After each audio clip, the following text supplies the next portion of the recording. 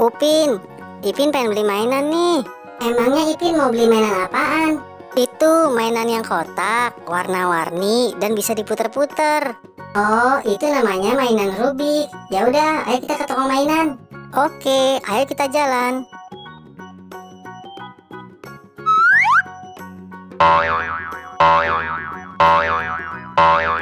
Wah, banyak banget ya mainannya. Ya udah Ipin, ayo dicari mainan Rubiknya. Oke, Ipin cari dulu.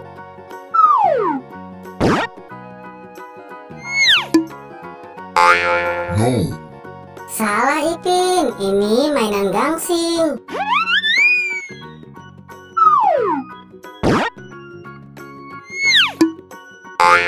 No.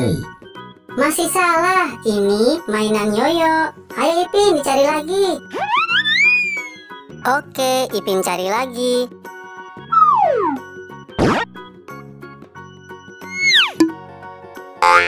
No. Bukan, ini mainan spinner.